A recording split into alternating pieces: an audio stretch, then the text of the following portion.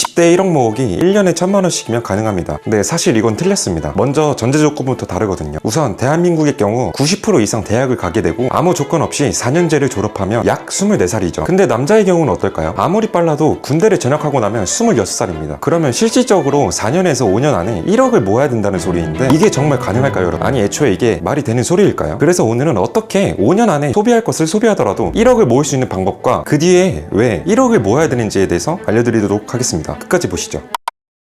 사실 저도 처음에는 반신반의했어요. 20대에 1억이라니요. 솔직히 주변에서 1억을 모았다는 친구 본 적 있습니까? 제 주변에는 한 명도 없어요. 여러분 주변에는 계시나요? 그런데 지금 이제 나이를 먹고 돌이켜보니 그 이유를 이제야 알 것 같습니다. 대부분의 사람들이 출발선부터 잘못 그어놓고 시작하거든요. 먼저 현실적인 숫자부터 짚어볼까요? 통계청 자료를 보면 20대 평균 자산이 약 2천만 원 정도입니다. 그런데 이게 평균이라는 게 함정이에요. 실제로는 학자금 대출로 마이너스인 학생들이 너무나도 많습니다. 하지만 오늘은 자산 영원에서 공평하게 시작한다고 가정하겠습니다. 추가 전제 조건으로 약 25살에서 26살에 취업을 해본다고 가정을 해볼게요. 그러면 약 30살까지 4, 5년의 시간이 주어지는 겁니다. 자, 이 시간 동안 연봉 3천만 원부터 시작한다고 가정을 해보겠습니다. 4년이면 세전 1억 2천만 원, 5년이면 1억 5천만 원을 받게 됩니다. 세후로 따지면 약 1억 1천에서 1억 3천 정도 되겠죠. 그런데 여기서 여러분들이 1억을 모으려면 어떻게 해야 될까요? 간단한 뺄셈입니다. 4년 동안 1천만 원에서 3천만 원 정도로 모든 생활비를 해결해야 됩니다. 이게 가능할까요, 여러분? 불가능합니다. 현금값인 2천만 원으로 4년을 산다고 가정을 해볼게요. 1년에 500만원, 한 달에 41만원입니다. 이게 어느 정도 수치냐면요, 2024년 기준 평균 한 달 직장인 식비가 35만원 정도 됩니다. 여기 여러분들이 대중교통 이용하시죠? 그러면 한 달에 8만원 정도가 추가가 되고, 그러면 벌써 43만원이 넘어갑니다. 통신비, 문화생활비, 의료비, 이거 어떻게 하실 건가요, 여러분? 실제로 최근 한국은행 조사 자료를 보면 1인 가구 최소 생활비가 한 달에 약 120만원 정도가 나옵니다. 엄청 절약해서 산다고 쳐도 한 달에 약 80만원 정도가 나온다는 통계가 있어요. 이걸 4년으로 곱하면 3,840만원입니다. 그러면 세후 1억 1천만 원에서 3,840만 원을 빼면 7,160만 원이 남습니다. 1억에는 여전히 못 미치는 금액이죠. 그런데 여기서 끝이 아닙니다. 이건 정말로 최소한 금액으로 계산한 거거든요. 경조사비는요, 갑자기 여러분이 아파서 병원비는요, 회식이나 팀 빌딩 비용은요, 명절 선물이나 부모님 용돈이나 친구 선물, 이런 거는요. 이런 변수들까지 감안하면 여러분들이 5천만 원까지 모으기도 빡셉니다. 그래서 제가 말씀드리고 싶은 건 이렇게만 돈을 모아서는 안 됩니다. 아니 애초에 이렇게 돈을 못 모아요. 그렇다면 여러분들이 이제 질문을 바꿔봐야 됩니다. 어떻게 하면 내가 쓸 거 다 쓰면서도 1억을 모을 수 있을까? 답은 크게 두 가지로 나뉠 수 있습니다. 첫 번째는 원금을 건드리지 않고 이자로만 생활하는 거예요. 여러분들이 듣기에는 조금 역설적으로 들릴 수가 있는데요. 한번 예를 들어볼게요. 만기 적금 평균 금리 3%로 보고 월 100만 원씩 적금을 가정한다고 해보면 1년 후면 원금 1200만 원과 여기에 대한 이자가 약 36만 원이 발생합니다. 이 36만 원으로 무언가를 사는 겁니다, 여러분. 지금 당장은 한 달에 3만 원밖에 안 쌓이지만 2년 차가 되면 약 2400만 원에 대한 이자가 계속 쌓이기 시작해요. 3년 차에는 약 3600만 원에 대한 원금이 쌓이고, 이렇게 되면 연간 이자 수익이 100만 원이 넘어가기 시작합니다. 물론 이것도 당장의 소비 욕구를 채우기엔 부족하죠. 100만 원? 되게 부족하죠. 실제로 제 지인 중에 이 방법을 실천한 분이 있어요. 광고회사에 다니는 김머머 씨라는 분인데요. 이분은 소비를 정말 즐겨하는 분이셨습니다. 매달 신상 운동화를 사고 아이폰이 나올 때마다 아이폰을 구매를 하기도 하고, 주말마다 맛있는 데 다니고 맨날 외식하고, 취미생활도 정말 다양하게 즐기시는 분이었습니다. 그런데 어느 날 이분이 각성했다고 하더라고요. 왜 각성했을까요? 약 5년 차를 회사를 다니는데 통장에 300만 원밖에 안 쌓였다는 거예요. 소비를 그렇게 했으니까. 그때부터 이분이 선택한 방법은 원금 사수 전략이었습니다. 월급이 들어오면 90% 이상 적금을 들고 나머지 10%와 작년에 모았던 적금 이자로만 생활하기로 한 거예요. 기존에 가지고 있던 소비 생활을 완전히 바꾼 거죠. 왜냐? 돈을 모으기 위해서. 이분이 처음 1년 동안은 정말 힘들었다고 해요. 친구들 만나는 것들을 줄이고 배달 음식도 끊고 옷도 한 벌도 안 사고 계속 입던 거 계속 입었습니다. 그런데 이분이 계속 이렇게 적금을 하면서 2년 차부터는 여유가 생겼다고 합니다. 쌓인 원금에서 나오는 이자가 점점 커지니까요. 지금은 약 4년차 동안 이 생활을 유지하고 계신데 원금 8천만 원을 유지하면서도 이자 수익으로 적당한 소비를 즐기고 있다고 합니다. 하지만 솔직하게 말씀드리면 이 방법 여러분들 안 땡길 거예요. 당장 이자가 들어오는 게 아니라서 초반 1년이 정말로 고통스러워요. 이제 두 번째 방법을 알려드릴게요. 여러분들이 돈이 부족하시면 수입을 늘리면 됩니다. 전문 직종에 계신 분들이라면 상대적으로 유리합니다. 영상 관련 일을 하신다면 주말에 시간을 내셔서 편집 외주를 맡을 수도 있고, 디자이너라면 로고 작업, 상세 페이지 제작, 이런 걸로 부가 수입을 늘릴 수 있습니다. 개발자라면 간단한 웹사이트 제작, 웹 개발, 이런 것도 할 수 있는 거죠. 실제로 크몽이나 프리모아 같은 플랫폼들을 보면요, 이런 전문 기술을 가지신 분들이 주말에 일해서 약 50만 원에서 100만 원 정도 부가 수익을 가져가시고 계십니다. 사무직이나 영업직처럼 특별한 기술이 없는 분들은 어떻게 돈을 벌어야 될까요? 이거는 되게 현실적으로 말씀드릴게요. 시간과 돈을 바꿀 바꿀 수 있는 아르바이트부터 시작하셔야 됩니다. 기술이 없는데 돈을 벌 수는 없습니다. 주말에는 간단한 쿠팡 물류 알바부터 시작해서 주말 카페 알바, 편의점 야간 알바까지 말이죠. 이 말씀을 드리면 많은 분들이 이렇게 반응하실 거예요. 아, 내가 직장 다니면서 알바까지 해야 돼요?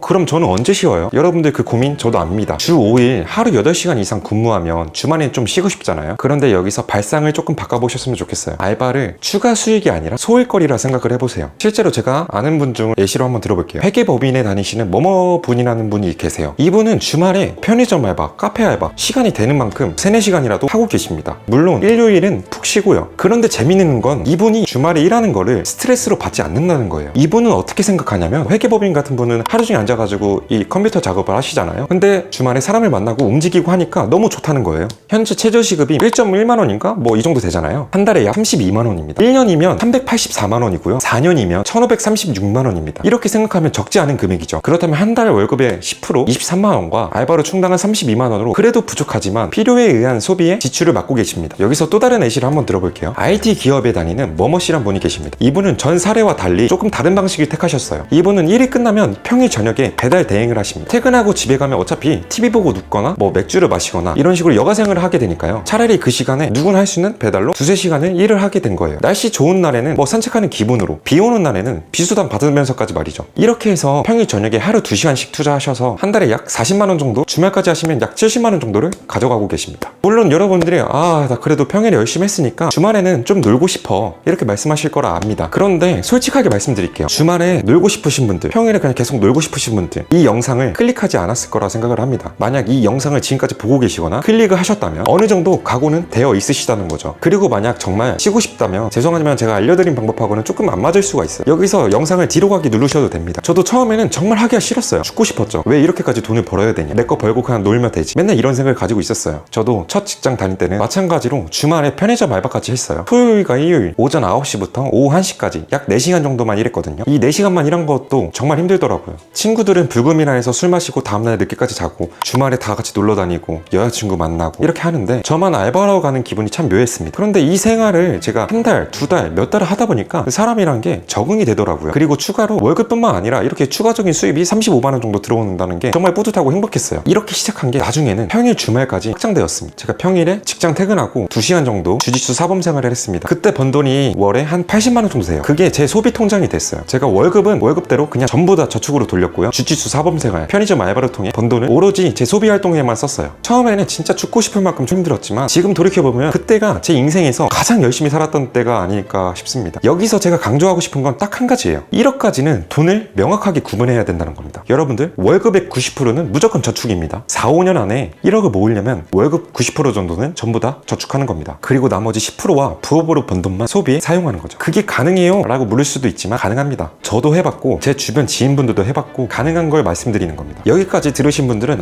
이거 정말 뻔한 내용인데 내가 왜 듣고 있지? 라고 생각하실 수도 있어요. 근데 솔직하게 한번 얘기해 볼게요. 요즘 인스타나 유튜브나 보면 월 1천만 원씩 누구나 벌 수 있습니다. 이런 자극적인 제목들이 정말 많이 보이잖아요. 광고라든지. 그런데 과연 그게 여러분들이 일반인들이 따라할 수 있는 걸까요? 저는 그게 불가능하다고 봅니다. 그리고 애초에 월 1천만 원 이상 벌 수 있는 방법이 있다면 본인들이 직접 하면 되지 왜 굳이 남들한테 본인의 파일을 나눠주려고 하는 걸까요? 다 마케팅 상술이고 다 과대 광고일 뿐입니다. 물론 그런 강의들을 듣고 월 1천만 원 찍으신 분들도 분명 계실 거예요. 하지만 솔직하게 말씀드리면 그게 여러분들이 될 확률은 거의 없습니다. 로또 당첨보다 조금 더 나은 확률 뿐입니다. 그런 강의를 보기 전에 이 마인드셋 내면부터 바꿔보세요. 그래서 제가 오늘 이 영상에서 과대 광고가 아닌 1억 모으기 진짜 실현 가능한 방법으로 알려드리려고 하는 겁니다. 그리고 이게 실제 부를 가지신 워런 버핏, 찰리 먼거 세계적인 부자들이 말하는 부의 축적 원칙 기준이기도 합니다. 워런 버핏은 이런 말을 했습니다. 첫 10만 달러를 모으는 게 가장 어렵다. 하지만 그 뒤로 돈이 알아서 굴러간다. 첫 10만 달러가 우리나라 돈으로 환산하면 약 1억 정도 됩니다. 왜 1억이 중요할까요? 바로 이 금액부터 복리마법이 시작됩니다. 1억을 연 3% 수익률을 적금과 예금을 굴린다고 가정해봅시다. 1년에 제가 일을 하지 않아도 300만 원이 만들어집니다. 이걸 재투자하면 2년 차에는 300만 원 플러스 300만 원 해서 1억 600만 원이 됩니다. 여기서 또 3%면 돈이 점차 늘어나게 되는 거죠. 돈이 돈을 낳는다라는 구조가 되는 겁니다. 그래서 1억을 딱 모아봐라라고 말씀드리는 겁니다. 반대로 여러분들이 1천만 원으로 시작한다고 가정을 해봅시다. 1억일 때와 비교하면 10배 정도 차이가 납니다, 여러분. 이게 바로 시드머니의 힘입니다. 부를 얻기 위해서는 그걸 받쳐주는 시드머니라는 돈이 필요하고, 그 금액이 사람마다 전부 다르겠지만 약 1억 정도가 기본값이라고 생각합니다. 실제로 여러분들이 1억을 모으고 나면 돈을 버는 시스템을 체감하게 됩니다. 제 경우도 그랬어요. 통장에 약 1억이 찍힌 순간 세상을 바라보는 눈이 조금 달라졌습니다. 아, 이제 시작이구나. 내 목표 금액을 드디어 달성했구나. 그 전까지는 매일 돈 걱정하며 살았는데 이제 이 순간부터는 이 돈을 어떻게 더 잘 굴릴 수 있을까, 매일 이런 고민에 빠지게 되더라고요. 결국 돈을 차근차근 쌓게 되면서 돈을 바라보는 시각과 마인드셋까지 달라질 수 있었습니다. 이렇게 여러분들도 4년, 5년 일하면서 저축하고 부업을 시작하면 최소 1억은 모을 수 있습니다. 현실적으로요. 더 나아가 시간을 쪼개서 여러분들이 여가 시간을 어떻게 더 활용하에 따라서 2억 정도도 가능합니다. 실제로 제가 아는 분 중에 5년 안에 1억 8천만 원을 달성하신 분도 계십니다. 본업은 이분이 학원 강사였는데 부업으로 온라인 강의와 강의 교재를 판매하셨다고 합니다. 그런데 여기서 여러분, 한 가지 주의사항이 있어요. 많은 분들이 1억을 모으고 나서 가장 많이 하는 실수가 있습니다. 바로 집을 사는 거예요. 좀 더 정확히 말하자면 내 시드머니, 내 1억 현금 전부로 집을 사는 겁니다. 이건 다음 영상에서 더 자세히 다루겠지만 미리 말씀드리자면 절대 비추천입니다. 대출로 집을 사는 건 괜찮습니다. 레버리지를 활용하는 거니까요. 하지만 여러분들이 1억을 모았다고 집에 계약금을 1억을 전부 다 넣어버리면 다시 원점으로 돌아가는 겁니다. 다시 말해, 여러분들이 그렇게 힘들게 돈을 모았던 시간들, 그 시간대로 돌아가야 된다는 겁니다.